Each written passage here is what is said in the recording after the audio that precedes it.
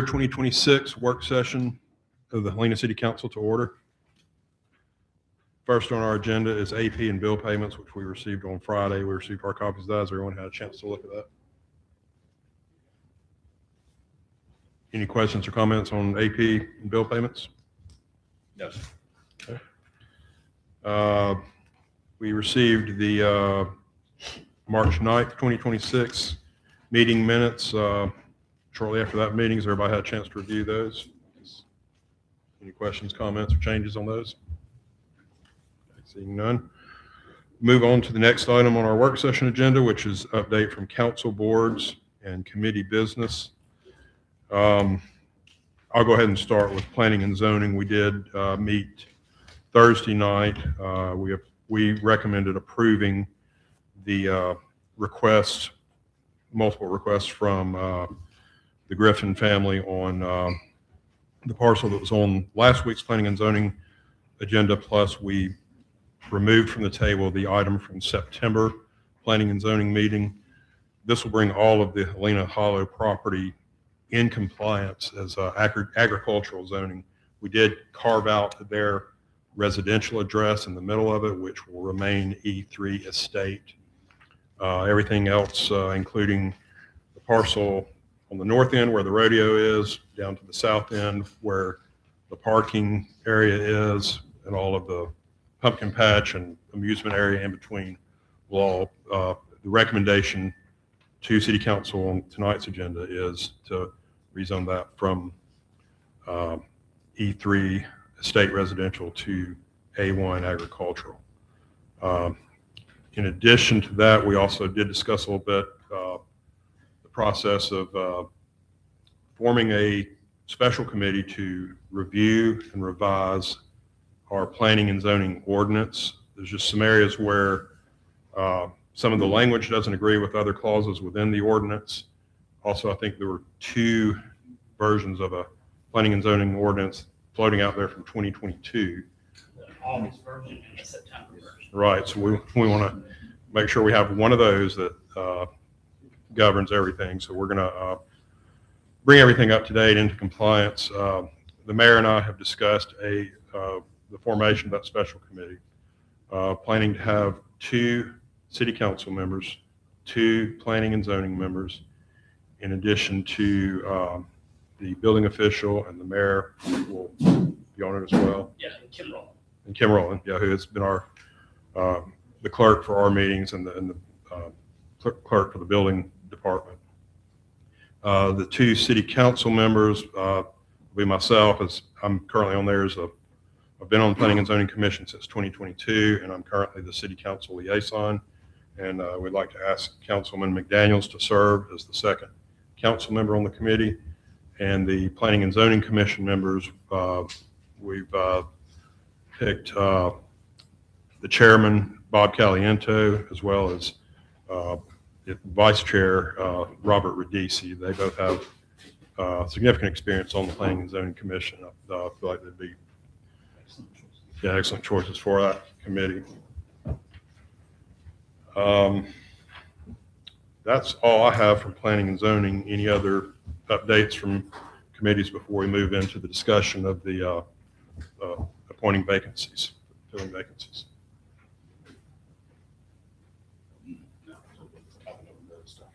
Okay. All right. And back to the applications to fill the vacancies. I know we've gotten several in over the past couple of weeks. At this time, we'll probably just compile all those, send those to Madison, and then we will discuss, compile all those and get them in one set, and then we'll discuss with those committees. What I'd like to see, if possible, what I'd suggest to the council is let Madison push out the existing applications to each of the corresponding liaisons, go back to each of the boards, let the liaison discuss with the boards who they would like, who they would recommend. Council does not have to, of course, honor their recommendation, but I think if they're going to be working hand in hand with them, it's good to maybe at least take that into account and then come back on April 13th at our next meeting and make the appointments official at that meeting if that works for y'all. That sounds good to me. We've actually What were you got, saying? Just a question. Councilman Healy had asked that we do it for 4 weeks instead of 2. Okay. Yeah, for the applicants. So. Do we, we could still do that because this is one of those 3-week spans between meetings. We could probably still do that and have them, would that be enough turnaround time? I don't know if it'd be enough turnaround time with 1 week.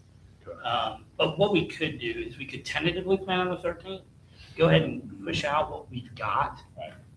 And then if we do get some influx in that last week in one board, that wouldn't affect all boards, Right. would be my thought.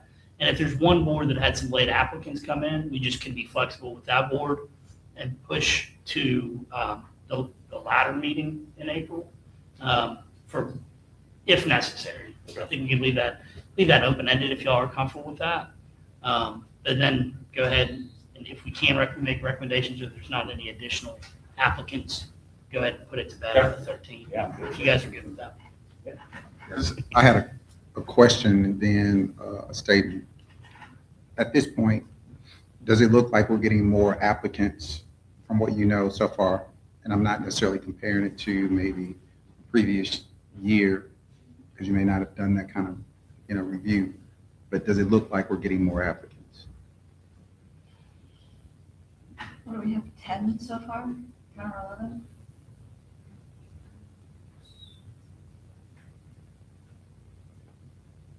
I don't know what. It's not a big what the deal. history is Yeah. on it. It's not a big deal.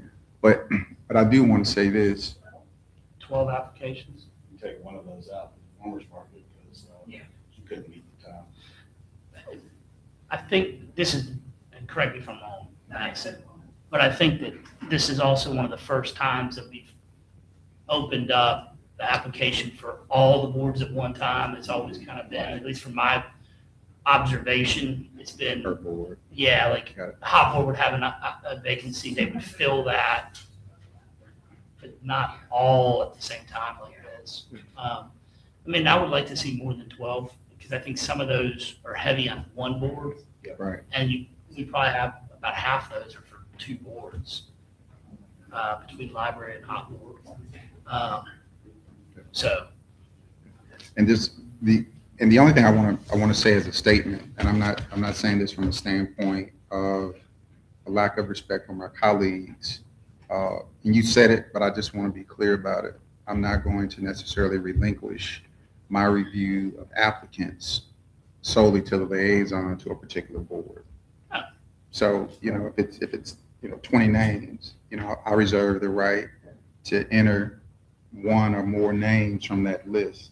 Whether those people get the votes or not, it's fine, but I'm not going to necessarily relinquish. no, I hope, that was not my ask. I just think that council should take into consideration a recommendation from the board on the members they're going to serve. But of course, that's ultimately up to the council as a body.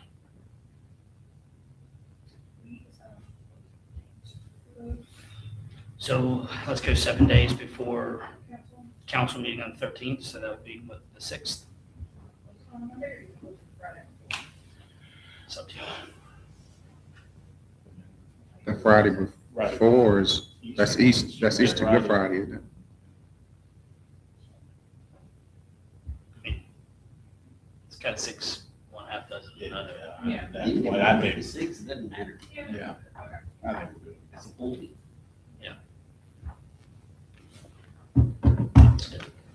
Okay, so we'll extend that application window through Monday, April 6th. Okay. Any additional discussion on boards and committee applications? Just the fact that you have, they marked up bylaws for the hot boards for all of us to review. We've got those 2 items, two different bylaw discussions coming up here. Yep. So the first one being farmers market and market days bylaws. Yes. Thank you. Brian redlined, and we incorporated some of the changes that he recommended. And Cassie's here to go over if there are any questions that you may have for the bylaws, that she is the author of the bylaws. So I appreciate all the hard work. So if there is anything, you said whatever you want to do. Yeah, whatever you feel Welcome. comfortable with. So I like the bylaws. I think that meets everything with the city, and Brian did too. So it's certainly what the rest of the committee may have. So. Make it out here easy.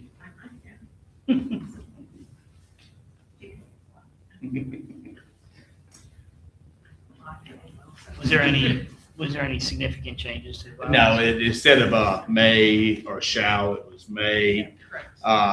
We had 2 members to 4 members. That was Two-year term. and 2-year term, 4-year term, and then, Updated the quorum. yeah, quorum. And we incorporated the electronic attendance to a meeting.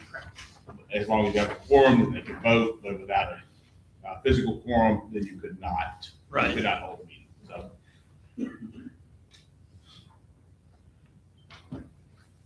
How many, and I'm sure this is in here, I'm just missing it, but never mind, it's right there. How many current board members does the Market Days board have? We currently have 4 that reside within the city of Helena. We have one person who resides in Alabaster who's a volunteer. right? Okay. Yeah. So right now, you're not even at the minimum. board Correct. member. Correct. Okay. And how many applications did Farmers Market get?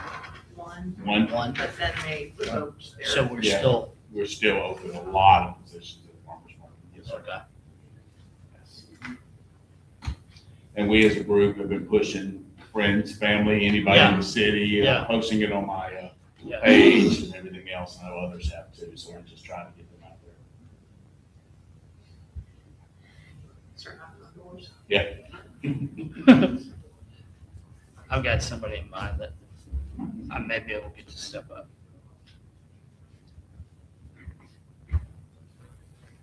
They do look good. Yeah, the one that volunteering is actually a vendor too. His wife is Scone lady. Oh, yeah, we don't want to lose The that. Yeah. one that we made, want to make sure to return. Yes, yes. So, And they've been working with other vendors. Yes. to sell some of their stuff. I found that out the other day. and it's pretty cool. he was working with the honey guy that was next to him to actually have his products. This market didn't have a honey person. Yeah. And we've met with a lot of vendors that we've talked to outside of others, the Cottontail and the Home and Garden. I mean, we were handing out business cards and numbers. Met a seafood guy Friday that they come out, be able to provide Gulf seafood.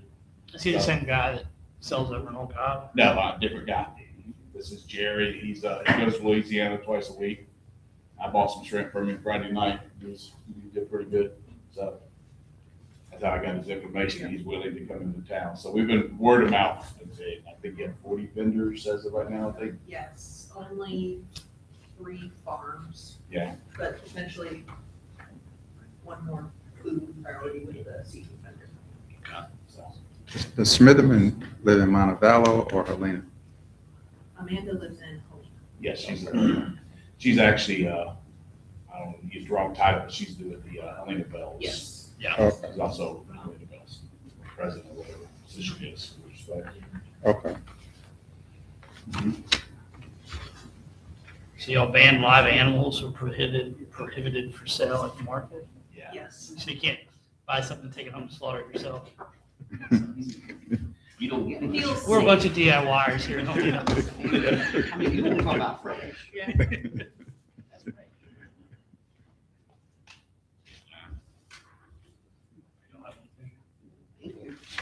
Thank you all. Okay. Thank you. Thank you so Thank much you. for taking time to come tonight. Any additional discussion on the farmer's market days bylaws? No, I don't have any more. All right, seeing none, we'll move on to the discussion of the hot board bylaws. Pretty straightforward. I don't think there were a lot of changes to it, other than a couple of And- little phrases.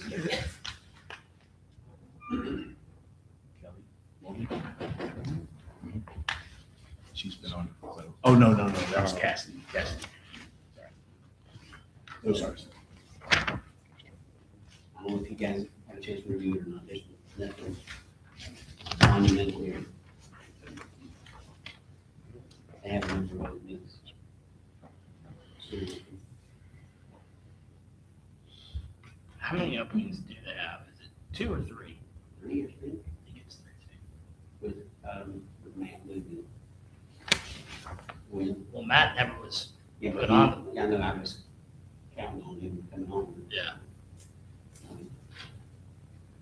Yeah, so we come back.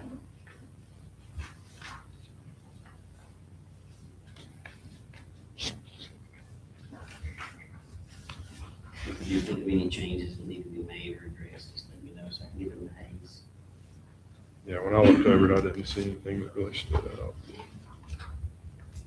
Yeah, we actually piggybacked electronic stuff off of hardware, what Brian did for me. That's it. Okay. All right, I know we have the item on the agenda for resident Kristen Payton on discussion of short-term rental property. She's not present. Yes, you know. Okay. I That was guess- a placeholder. She was not sure if she was going to be coming or not. Okay. All right. Next item is discussion of the reciprocal leases between the City of Helena and the Utility Board of Helena. I saw the draft of those 2 lease agreements. Just gave a couple of little address type revisions on those, but has everyone had a chance to take a look at that? We had questions about mailing address in particular, and generally, the utility has exercised use of PO box. Right. But from time to time, they will get correspondence that's come to City Hall, so we address that with Suite A and Suite B. So that's handled. Yeah. So, and for the public's knowledge, the utility is moving into the new City Hall at a monthly rate of $0. Well, we make sure everyone understands that. They're not paying the fee, and in return, the city is going to use this facility at a rate of $0 for the utility. So it's just reciprocal, net zero leases for both parties. So I know that's a question that has recently arisen on social media today, so. Considering what the proposed lease rate was, that's a pretty good lease negotiations. Let's say the utility more about $35,000 a month from the original plan. This one you said. Have y'all decided who's gonna be responsible for the maintenance on this building? Yes, it's in the lease agreement. The utility is responsible for what I call the bones in the organ. So the structure itself and the HVAC, electrical plumbing, that is the utility's responsibility as a landlord. Remodeling this building is at the city's cost. So we anticipated those type of questions and we sorted all that out with this. So roofing and That would be the utility, not the city. And the utility also didn't want responsibility for roofing and things of that nature at that facility over there. if they're on the lower floor, if they get Yes, leak right. down there, there's So yeah, that, all that's been hashed out. And that sounds pretty standard with, commercial leasing. And it sounds like we've structured it to be an arm's length agreement since it's 2 separate entities. And That's exactly how it's approached. any other questions or comments on those 2 lease agreements?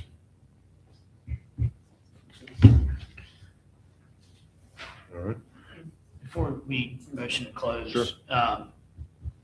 I know, I think it was Councilman McDaniels brought up initially in some of our, may have even been an organizational meeting, taking into account when we do have a short agenda like this, adjusting Yes. either the start time or moving the council meeting up so that we don't end up with 40 minutes, 45 minutes of dead time. Y'all just be thinking about what that might look like and how you guys would like to kind of skin that cat. I think that if we were to start a work session at at 5:30 rather than 5. I don't think we need to move anything up because of travel time for our citizens, but to start the work session at 5:30. And in the event that the meeting has to be, the council meeting starts a little late, that people will all be here. And it may be a little bit, it may honor everyone's time Yeah. a little bit better. I think this week being spring break, for most everybody, this is kind of similar to how a lot of summer meetings will go. I agree. And that would Kind of talk definitely, about that. yeah, Yeah. that's definitely, And if we know that there's a topic that's going to require a decent amount of debate and discussion, or we have somebody coming in for a presentation, then that may be a one-off, but we go ahead and back it back up to 5 o'clock Right. to allow for an hour or more. But again, just something to consider is, like you said, we go to the summer months. Our agendas hopefully will become a little less rigorous. Well, I did wanna- Oh, yeah. I mean, it does. It help does. For you coming from Birmingham. It does. The utility board plans on meeting tomorrow Okay, to approve the that lease. lease agreement or discuss it further if they need to. But Okay, we anticipate that they're going to thumbs up that tomorrow. okay. They need, it was important they get that done and the lease agreements in place before they make the move to the new building. yeah, Yeah. we'll need to do that on our end too, just put it I on guess the it's the April agenda. 13th agenda. Yeah, It'll be a little after the fact. yeah, well, If you want them to move, if they want to move at the same time the city's moving again. They are moving at the same time, which for those, I think everybody knows, but move date is April 1st. The city will close all facilities at noon, which is a Wednesday. We'll spend the rest of the day packing everything up, tidying up. Truck gets here at 8:30 Thursday, load in the morning, unload in the afternoon, and then we'll get everything up and running, settled in Friday. We've got working with C-Spire to have them have some technicians on site to make sure we're all up and running, no hiccups. And then both utilities and the city will be open to the public Monday morning at normal time. So about 2.5 days that will be closed, but I think that's manageable moving locations. Fair enough. all right, only thing I do want to inquire for tonight's city council agenda, we do have the proclamation for Sexual Assault Awareness Month. Were you planning to read that? I'm sorry, which one? The proclamation for recognizing April as Sexual Assault Awareness Month, or I'll be happy to read that one. unless anyone else wanted to. All right. I think that's it for this agenda, the work session agenda. Unless anyone has any additional business, this meeting is adjourned.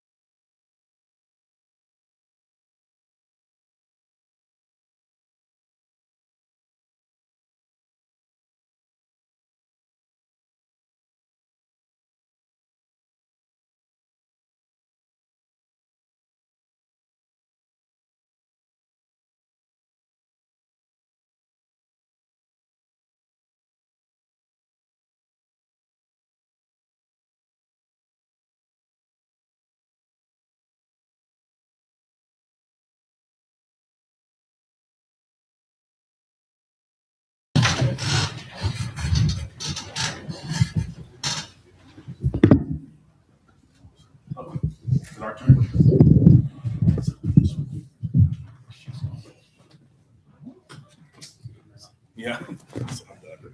That is from Miss Alice. What is it? Okay.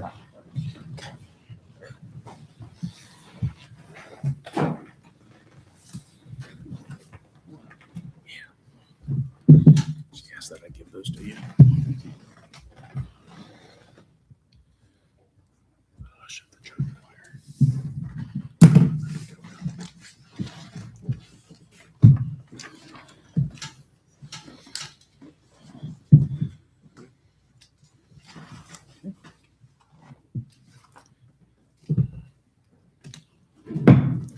I call this March 23rd, 2026 Helena City Council meeting to order. We'll begin with our invocation, and I'd like to welcome a pastor I know pretty well, Pastor Rusty Tate of Helena Methodist, to deliver our invocation. Right. Father, we thank you for the blessings upon this city that you've showered down upon us. We thank you for living in a place that seeks to start business, recognizing and acknowledging your presence in our lives, in our city government, in this city as a whole. Father, we ask your blessings upon the council, upon the mayor, upon the department and agency heads, and everybody that's an employee that's here and has decisions to make and acts in behalf of the city. We ask your protection upon them. We ask for your protection around our police and those in public safety. We ask that you continue to give this council, the mayor and the agent chairs, wisdom as they deliberate, that they will continue to look to you and honor you with the decisions that they make. And Father, give them wisdom, not accepting bribes, but to doing what is right and fair and just according to the laws and the ethics that you've laid upon this community, this city.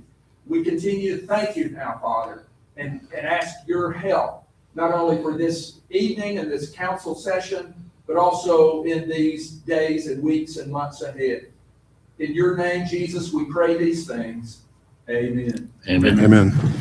Thank you, Pastor Rusty. Next is our Pledge of Allegiance, and Councilman Andy Healy will lead us in that.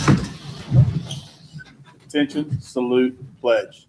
I pledge allegiance to the flag of the United States of America and to the republic for which it stands, one nation, under God, indivisible, with liberty and justice for all.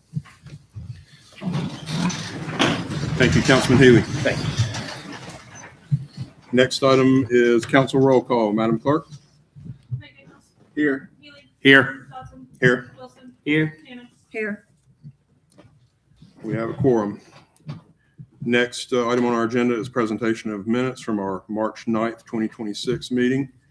We have received and reviewed those. Any council questions or comments on the March 9th minutes? Seeing none, I'll ask for a motion to approve. So moved. Do I have a second? Second motion to approve the minutes. All right. All in favor, say aye. Aye. All opposed? Minutes are approved. Next item is our revenue report and AP bill payment report. We've also received those and reviewed those. Do we have any questions from the council on any portion of our revenue report or our AP bill payment? Seeing none, I'll entertain a motion to approve the revenue report and AP bill payment. Motion to approve. Do I have a second? Second. All in favor, say aye. Aye. Aye. All opposed? Revenue report and AP bill payment are approved. Next up is our municipal operations report from Mayor Billy Rosner.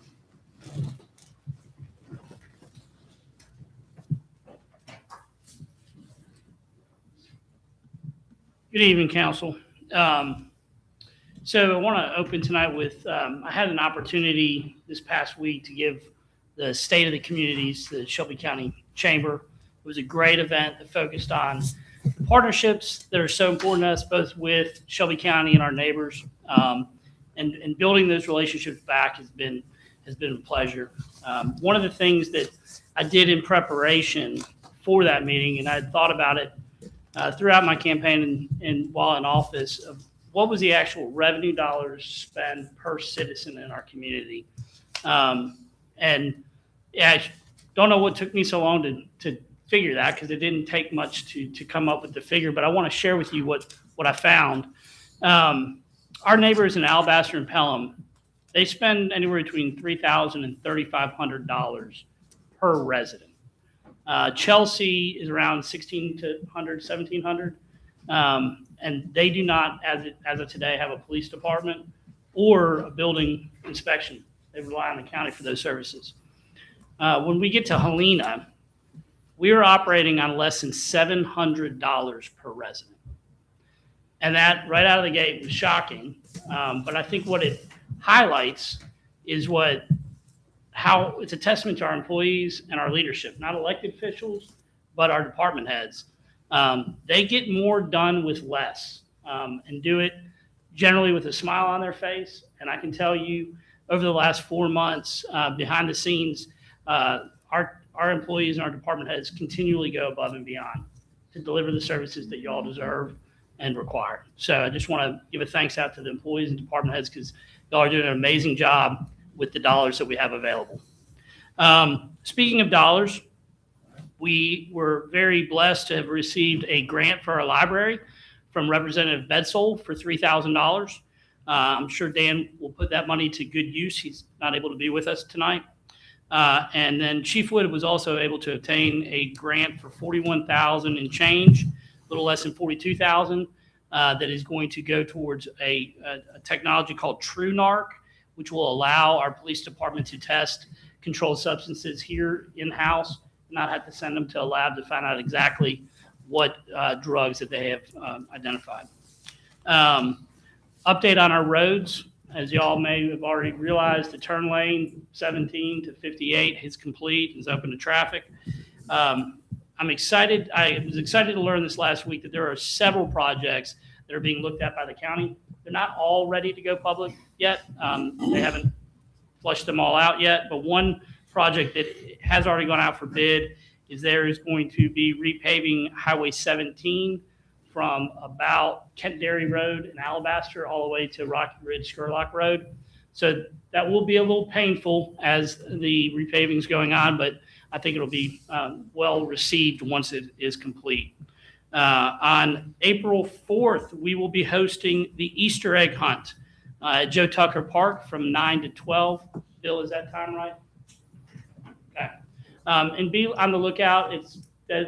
It's by age groups, so it'll be different time slots for different age groups, but we'll get that out here in the next week or so.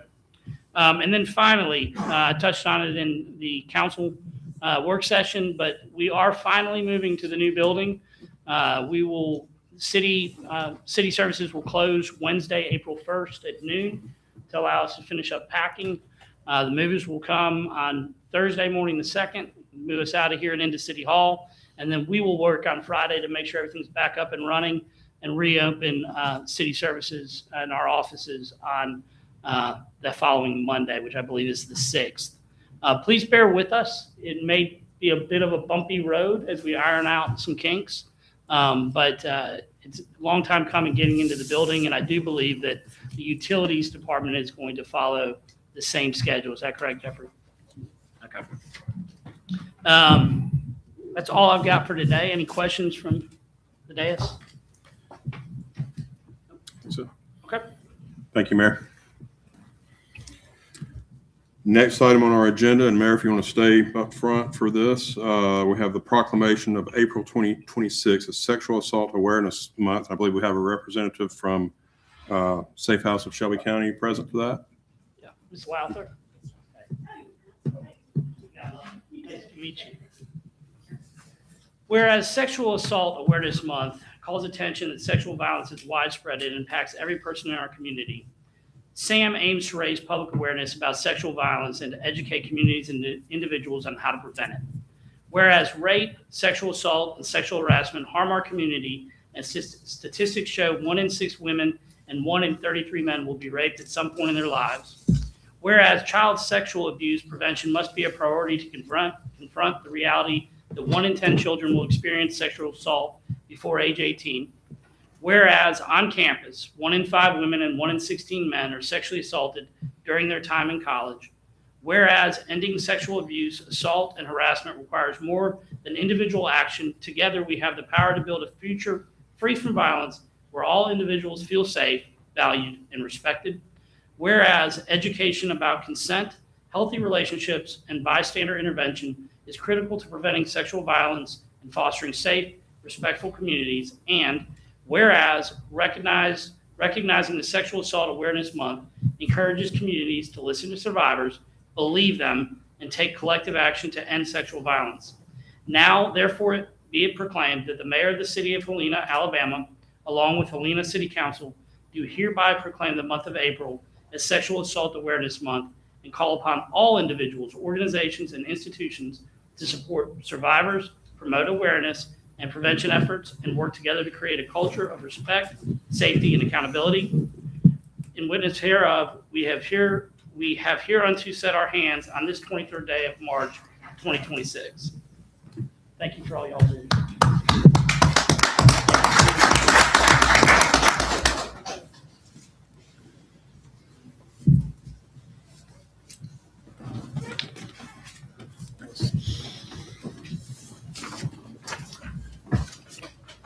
Thank you, Mayor Rosner and Shelby County Safe House. Next item on our agenda, we have 2 separate planning and zoning requests. We'll proceed with the first one at this time. Approve or deny rezone request from E3 Single Family Estate to A1 Agricultural District, 6039 Highway 17 partial parcel. 1383300000001.001. That's from Danny Charles Griffin and Jamie Griffin, with a favorable recommendation from Planning and Zoning on March 19th, 2026. This is the item that was on the agenda for last Thursday's Planning and Zoning meeting. And as it said, we did, on Planning and Zoning Commission, we did give that a favorable recommendation. So at this time, I'll open the discussion on from council on this request. Any questions or comments from council on this item? Mr. President, Yes. is there a benefit of the rezoning to the city going from E3 to A1? This is part of the property, and Mr. Griffin, if I'm correct, this is the parcel kind of on the south end, which is where some of your parking and I think some of your attractions during the pumpkin patch, that type of stuff, are down on this end. Yes, sir.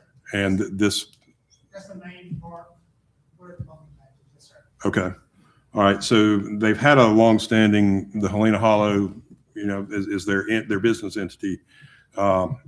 This brings it into compliance for them, for their property to operate as it has as Helena Hollow, with the pumpkin patch and other events that they have out there, as it had been E3 Estate Residential. This agriculture incorporates or permits agribusiness, agritourism type activities that they'll have out there.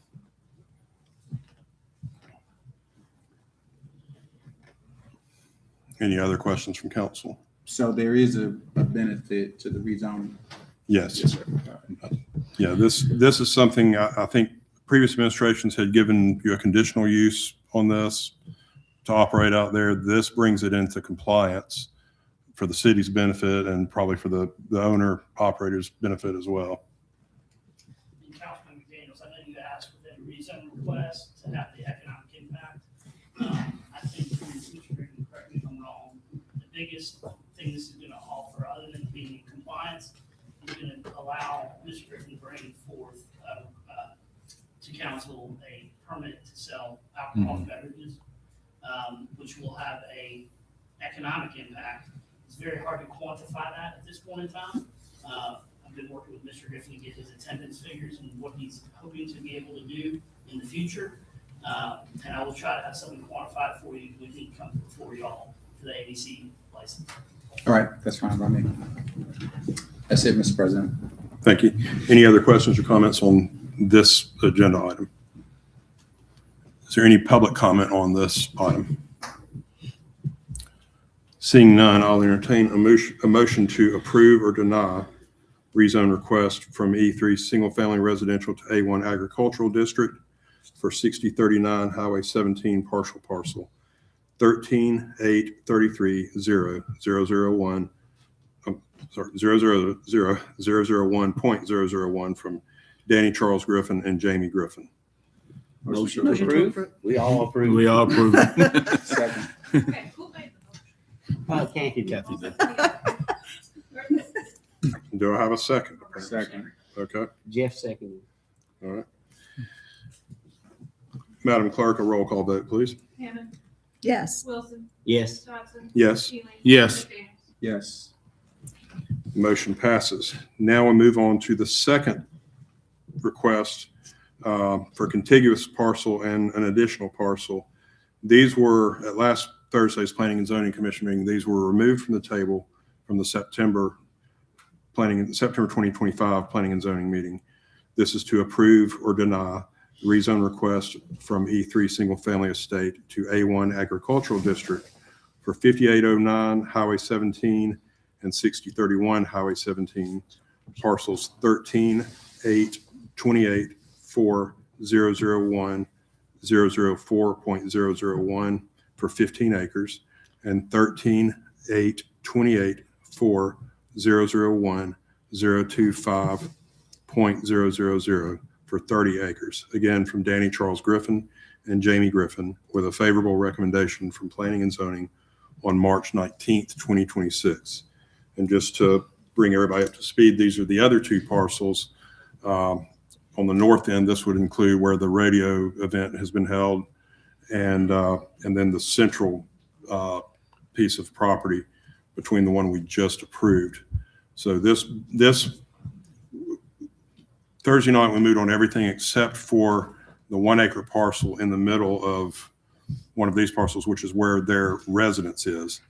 That is going to remain E3 rather than moving to an agricultural zoning, since that is where their primary residence is located on that. Do we have any questions or comments from council on this? This is basically just so you can be in compliance with what you've been operating under, correct?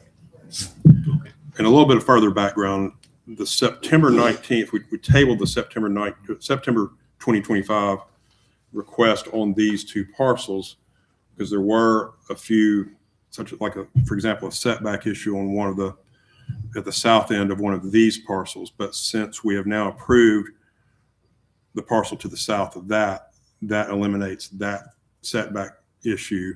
So we're now in compliance. We've now covered all the questions to move forward on these two parcels. So any other comments or questions from council? Seeing none, is there any public comment on this request? Seeing none, I will entertain a motion to approve or deny the rezone request from E3 Single Family Estate to A1 Agricultural District, 5809 Highway 17 and 6031. I gotta put my glasses back on. It's also Highway 17. Highway 17, yep. Parcels 13, 8, 28, 4, 001, 004.001, 15 acres, and 13, 8, 28, 4, 001, 025.000 for 30 acres from Danny Charles Griffin and Jamie Griffin. So moved. Do I have a second? Second. Okay, we have a motion and 2 seconds on that. Madam Clerk, a roll call vote. McDaniel. Yes. Keeling. Yes. Wilson. Yes. Johnson. Yes. Hammond. Yes. We were The so motion excited. passes. We had motions everywhere. Motion passes, so those parcels are all now rezoned to A1. Congratulations to the applicant. Next item on our agenda is a period for public comment. We did have one resident sign up. We have Mr. Richard Milroy. If you'll please come forward and speak. And if you'll state your name and address.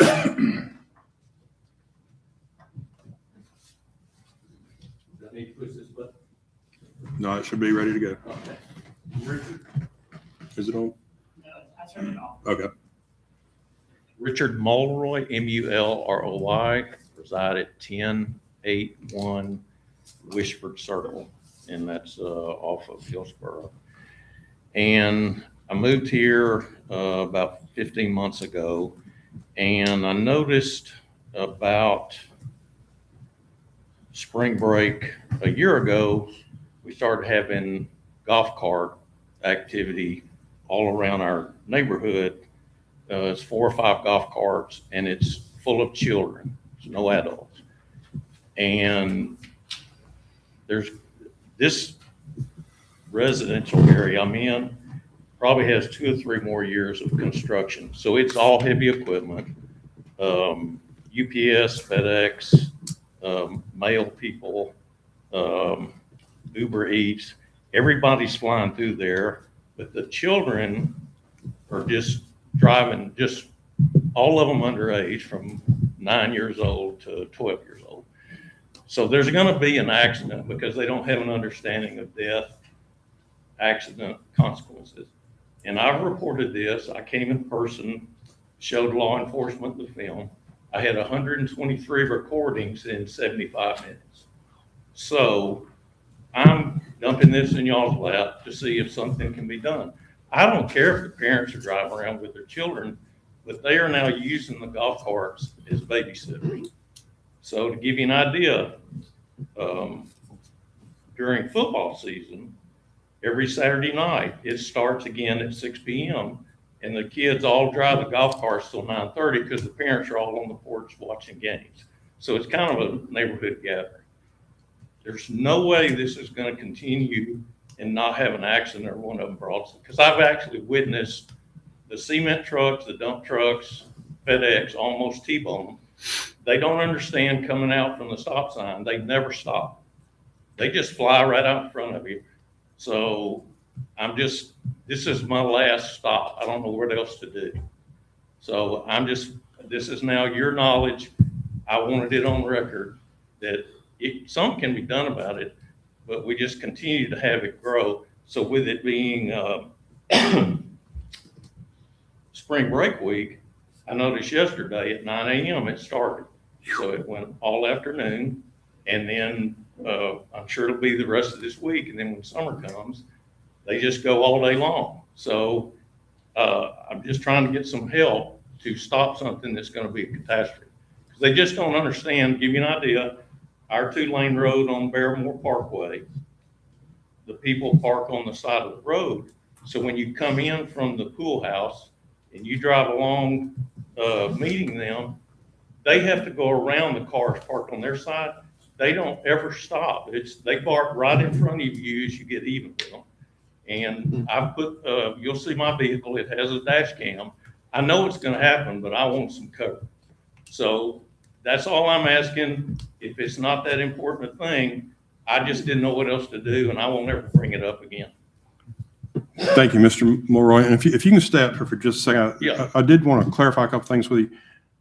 Did you say that these appear to be children younger than 16? Oh, for 100%.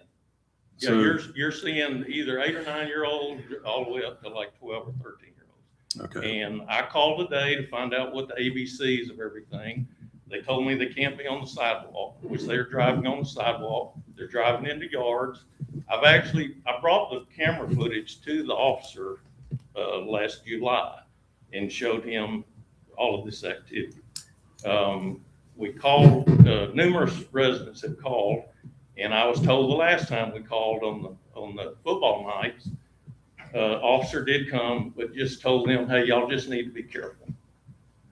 So guess what? The next day, that word all spread, and instead of just the one that was driving around, the 3 of them started driving around the next day.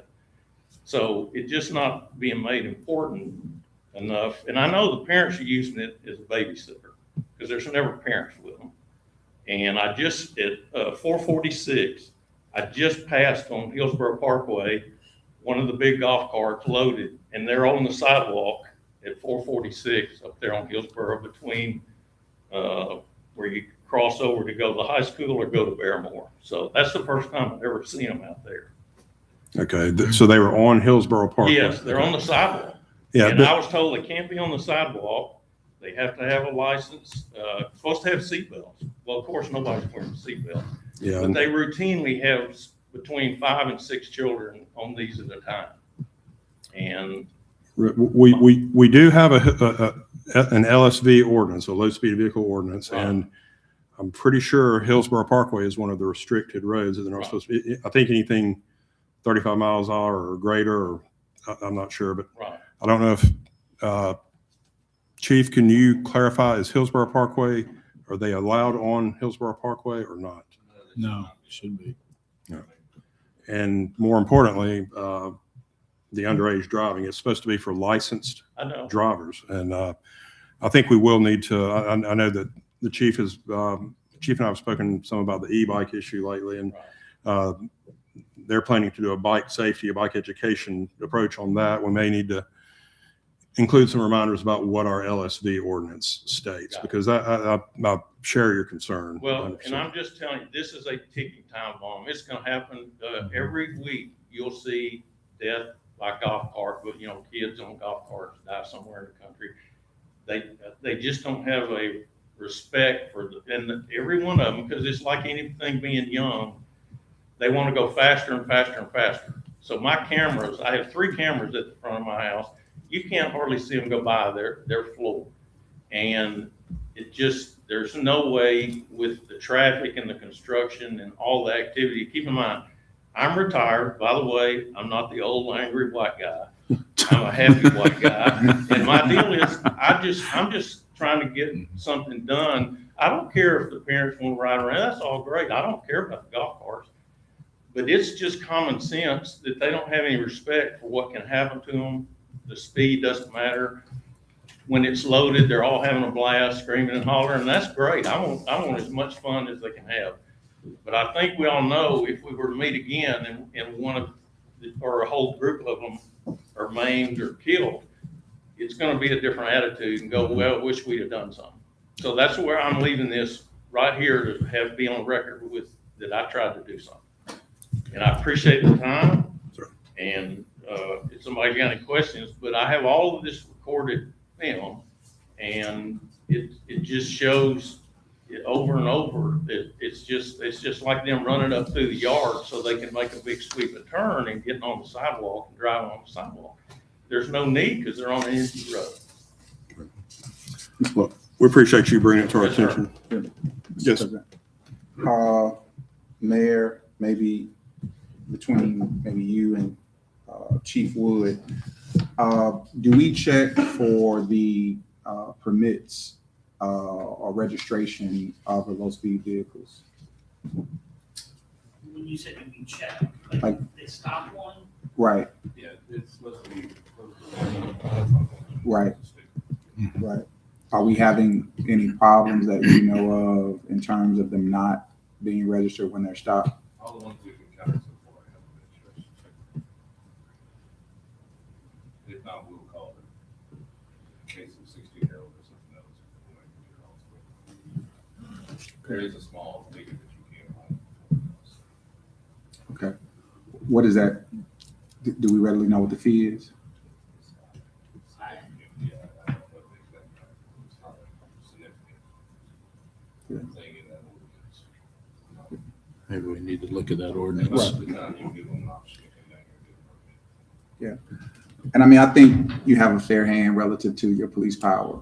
However, parents may need to be tightened up a little bit relative to their kids. And if this is something that, a warning or a fine can get their attention, it may help with improvements on the road. I can't tell you that I have a complete solution, but in part, if they're not complying with registration requirements, that may be an area. At least we can help to send message that we are using our police powers to the extent that they're registered. They don't check. Okay.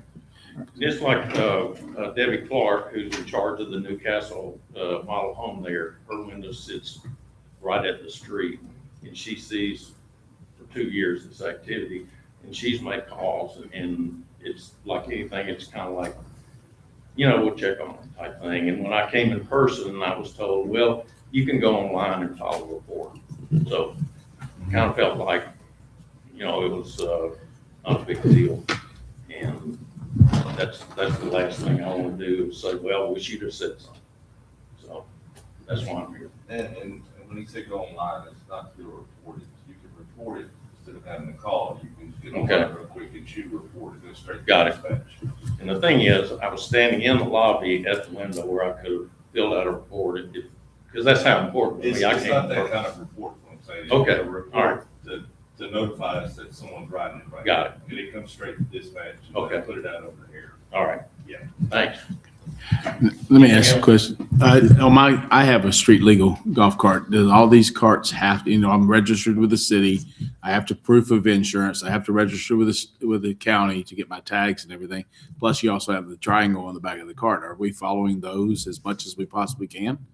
Because I know with my cart, I can't leave the neighborhood unless it's on the trails or whatever. Well, and I can't speak to Not all, how but every cart right. is being handled in the city of Galena, but as Chief Wood Mhm. said, they are, when they stop a cart, they are looking to see if they're registered, do they have the proper safety Mhm. measures that are required under the ordinance, they're reviewing those. I think that we could take another look at the ordinance to see if maybe we can put some teeth in it from an Mhm. enforcement standpoint. This goes back to the e-bike conversation that we had. And a lot of this is, you can't legislate parenting or safety, unfortunately. And with them being in all the communities right now, and with the e-bikes and motorized dirt bikes, this is an issue that I'm talking about with Chief Wood multiple times a week, to try to figure out a better way to enforce these rules. Not a better way to enforce it, it's a code sign. Yeah, in terms of your compliance, and I don't have the application committed to memory, but those questions that you asked are on the application. They are. Right. So, I'm familiar with the application. Yeah. But I think the way the renewal works after the initial approval is that you have to provide proof of insurance. You do. Right. You gotta file Right. folder fill. Again, my whole target was just that it's children. So that's, Yeah. I agree with the you, whole roadblock I'm trying to do is prevent the big giant catastrophe that we all can say, well, it's not gonna happen here. It can in my neighborhood because the construction there is 7 days a week.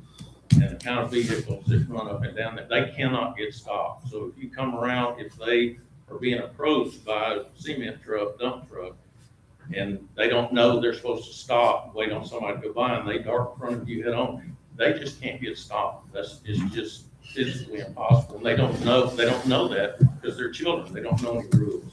So they're just having a good time, which I'm glad. But the point is, if something's bad is gonna happen, it just, I go in and out of my neighborhood being retired probably 10 times a day, and I only get to see about 25 to 30 seconds of this going on.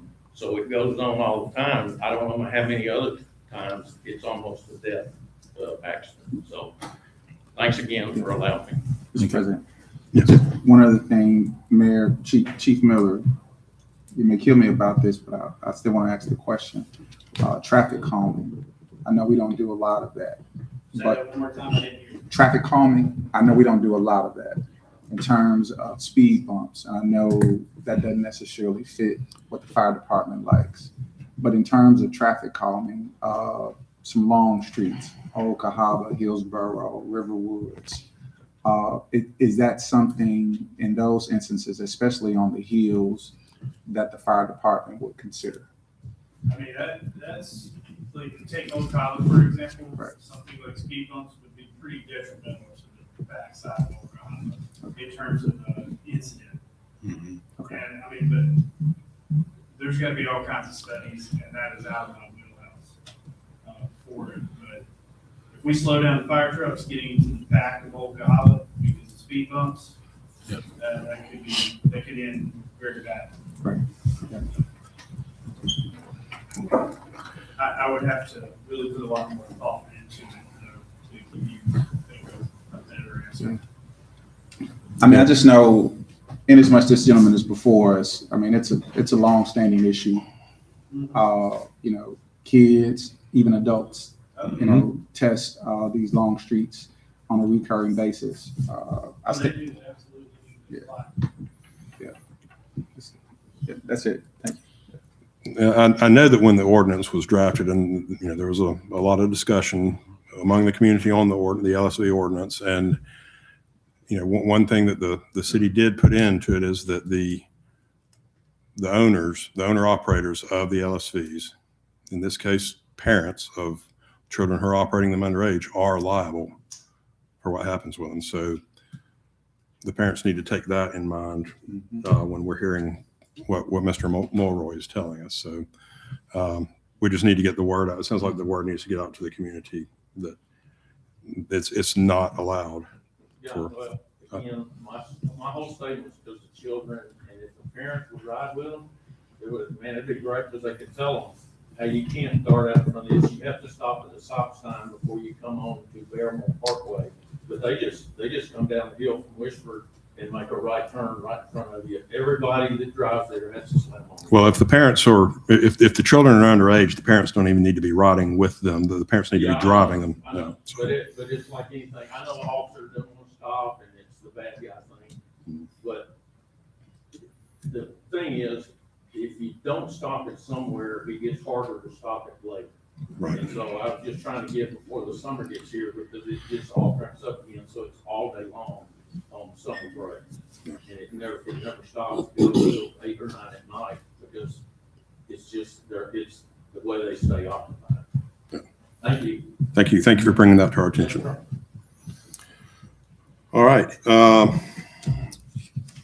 Last item on our agenda is council comments, and this evening I'll start with Councilman McDaniels. No comments. Good to see you guys. Happy Easter. Councilman Healy. Really nothing. Glad to, Helena Hollow is gonna get handled. I was glad to see you and I talked about it a while back. And so spring break, hope everybody's having a little bit of fun. And other than that, I'm good. Councilman Wilson. I'd like to reiterate that we're still taking applications for a number of different boards. So if you know anyone that would like to get plugged in and be a part of the community in a positive way, I encourage you to push those people and get the applications in. Councilwoman Hammond. I've got a couple of reminders. Cleanup day for the beautification is April 2nd at 5:30. We'll meet at the Caboose and we'll split and go to different sections of the city just to spruce it up, clean it up, get it ready for spring. Spring planting is the 18th at 8 o'clock, 8 a.m. And Council with Coffee is April 11th, 9 o'clock. And just to reiterate what the mayor had to say about our department heads, thank you. I really appreciate all the efforts and all the hard work you put in because we wouldn't be Helena without each and every one of you. So thank you. Happy Easter, happy spring break. All right, and that leaves me, and this was a rather short work session tonight, so we had a kind of an intermission there. I got to speak to a couple of y'all in between, but rather brief meeting too. I'd also like to congratulate the Griffins on the rezoning for their property and the future that opens up for y'all. Also, thank you to Safe House Shelby County for coming out to address what's an unfortunate topic, but a reality in Sexual Assault Awareness Month. And we're glad to partner with them for the month of April and recognizing that. And again, as everyone else said, happy Easter, happy spring break, and this meeting is adjourned. I want to dig into that because if I get pulled over in my car, I need to show registration and insurance. That's right. But to answer your question, lights are still hot. What's that? Use it to- Maybe one comment.